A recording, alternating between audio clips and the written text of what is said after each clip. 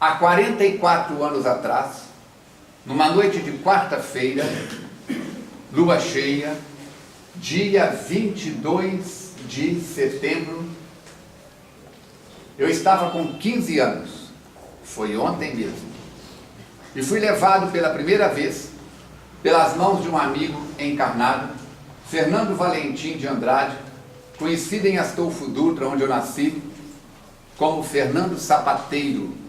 Nas cidades do interior é muito comum ser agregado ao nome da pessoa a profissão. Ah, é o seu Zé Mecânico, é seu Fernando Sapateiro, é seu Pedro Carpinteiro. Então, Fernando Valentim de Andrade me levou até a Fazenda Paraupeba.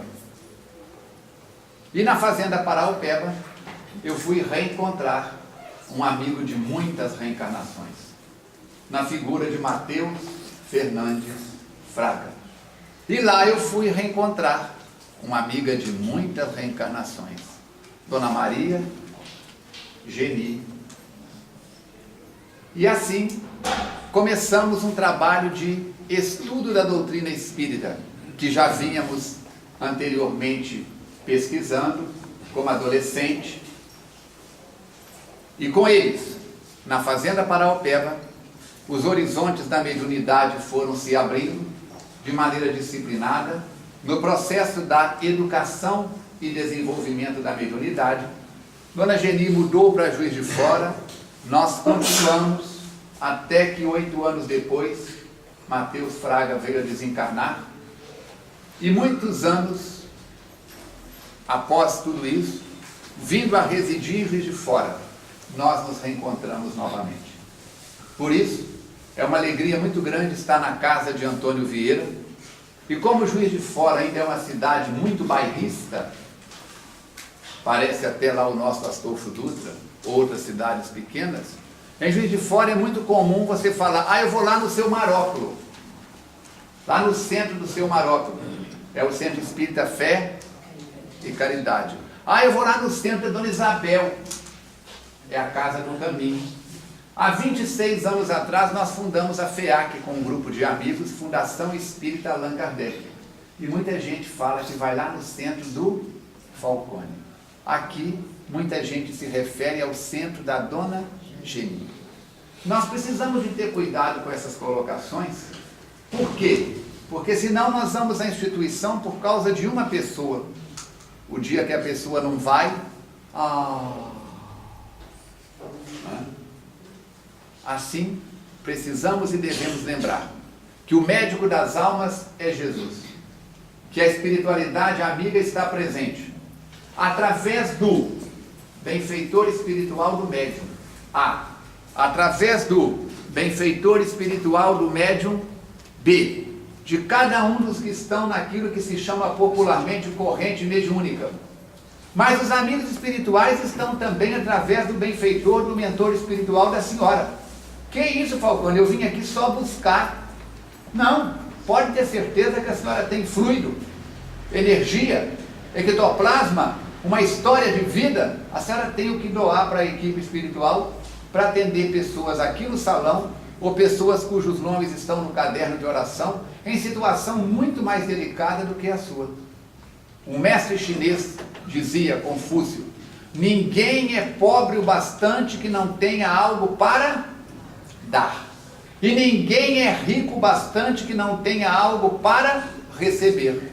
Vamos levar isso para o campo material do dinheiro? Você pode não ter dinheiro para dar para alguém, mas você tem conhecimento. Sabe dizer, para onde que fica a rua tal? Segunda rua à esquerda. Nós temos uma passagem no Novo Testamento, em Atos dos Apóstolos, muito interessante. Aquele Simão Bar Jonas, Simão, filho de Jonas, também conhecido como Pedro. Simão e João estão saindo do templo de Jerusalém. E quando estão saindo, a exemplo do que acontece, quem já foi em Congonhas de Campos, não é isso? Hoje na porta das igrejas é tudo cheio de grade para quê? Para os mendigos não fazerem morada ali. O povo que mora na rua, é muito comum, era comum naquela época os mendigos ficarem na porta do templo de Salomão, o templo de Jerusalém. E quando Simão e João estão saindo do templo, um pobre, um paralítico, estende a mão e diz: uma moeda, em nome de Yahvé. Yahvé ou Jeová, como os hebreus chamavam Deus. Simão bate a mão nos bolsos e não tem uma única moeda. Olha para João, também não tem um único denário, sestércio, centil. O que ele faz? Ele lembra: o que Jesus faria se estivesse aqui agora no meu lugar? Aquele mesmo Simão que dias antes havia negado Jesus. E quando a coisa aperta para o nosso lado, que a gente grita, esperneia, xinga, e fala o que deve ou o que não deve, alguém bate no ombro da gente e fala assim: ô, você não é espírita? Aí nós, para nos desculparmos, dizemos: eu sou espírita, mas eu não sou santo. Simão, que era Simão, viveu com Jesus, negou ele 3 vezes. Você quer que eu seja santo? Eu não quero nada. Você que tem que querer. Então, para justificar o nosso comportamento equivocado, nós logo lembramos que Simão, que era Simão, que viveu com Jesus, negou ele 3 vezes. Mas nós esquecemos dessa parábola que eu vou contar agora, desse momento. Simão então olha para um lado, olha para o outro, abaixa, pega nas mãos do homem e ergue-o dizendo: não tenho ouro nem prata, mas o que eu tenho eu te dou. Em nome de Jesus de Nazaré, levanta-te e anda. Abraça o homem e ergue-o no chão. E o homem, que era paralítico, desentorta. De maneira miraculosa, recebe aquela descarga, aquela transferência de bioenergia, que no Espiritismo nós chamamos de passe. Levanta, dá hossanas ao Senhor da vida e está curado. Eu pergunto: qual de nós que tem essa fé para colocar a mão no paralítico e dizer: em nome de Jesus, em nome de Deus, levanta-te e anda? Provavelmente quase ninguém ou ninguém. Santo Agostinho, um dos pais da igreja primitiva e presente na obra da doutrina espírita, tanto no Livro dos Espíritos como no Evangelho e em outros momentos, vai dizer que não existem milagres. E ele define milagres como sendo leis desconhecidas. Vamos ver como é que é isso? Vamos citar um fato do Brasil. Época da colonização. Na Bahia, havia uma tribo de índios muito bravos, canibais, comiam carne humana, matavam os guerreiros das outras tribos e devoravam a sua carne, acreditando que ao comer a carne de um guerreiro, ele pegava o espírito do guerreiro, a força do guerreiro. E um português, um brasileiro de origem portuguesa, cai na mão dos caiçaras. Seu nome? Se não me engano, pode ser que a memória esteja falhando, afinal, os 15 anos já se foram há mais de uma semana. Diogo de Tavares. E quando eles cercam Diogo de Tavares, é esse mesmo nome? Eles cercam Diogo de Tavares e apontam as lanças e vão matá-lo. Ele leva a mão na cintura, pega um cantil, pega uma cabaça, derrama a água do cantil na cabaça e risca um isqueiro, um fusível, e chof! A água na cabaça vira fogo. E ele diz para os índios: se vocês me matarem e comerem a minha carne, meu espírito voltará e colocará fogo em todas as fontes, em todas as águas, e vocês vão morrer de sede. Os índios caíram de joelho no chão, estenderam as mãos e gritaram na língua dos caiçaras: Caramuru! Caramuru! O que quer dizer Caramuru? Filho do fogo. Ele, se safou. E ainda casou com a filha do cacique. que era uma das jovens mais bonitas da tribo dos Caiçaras.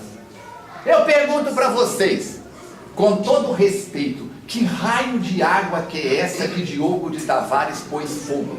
Será que ele recebeu um espírito superior? Será que ele recebeu um guia forte? Será que ele recebeu um pajé para fazer aquela água pegar fogo?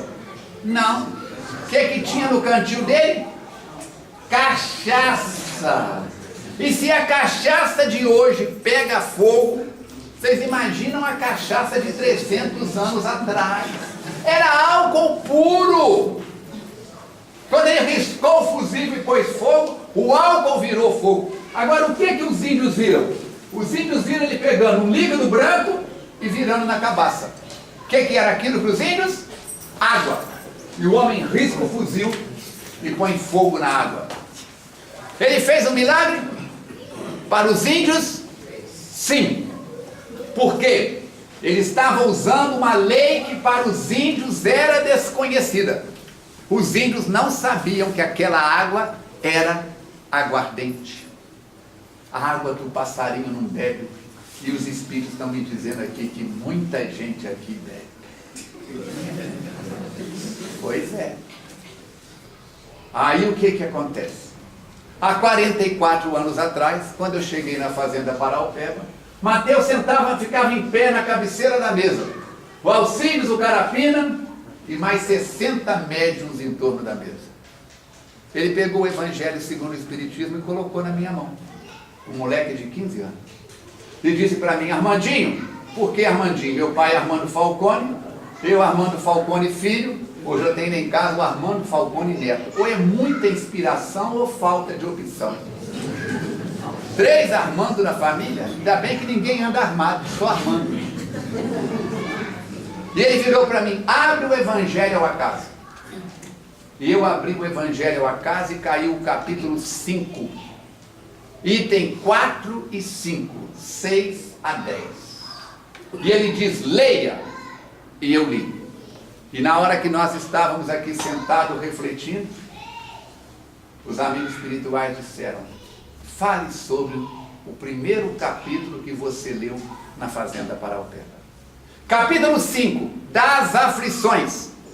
Item 4 e 5, causas atuais das aflições. Meu pai, Armando Falcone, fumou 50 anos e desenvolveu enfisema pulmonar duplo, pulmão esquerdo, pulmão direito. Eu pergunto para vocês, este enfisema pulmonar é doença de outras reencarnações? Não. Fazia parte do programa reencarnatório dele? Não. Resultado do mau uso do livre arbítrio. Se a senhora bebe ou se a senhora não bebe, não vem colocar a culpa nos espíritos, não. Bebemos por falta de juízo na cabeça. FJC. Parece até que é partido político, né? FJC. Falta de juízo na cabeça. Muito bem. Causas atuais das aflições. A pessoa vai comer e come como se fosse a última refeição. E sendo a última refeição, tem que comer para morrer. E morre. E morre.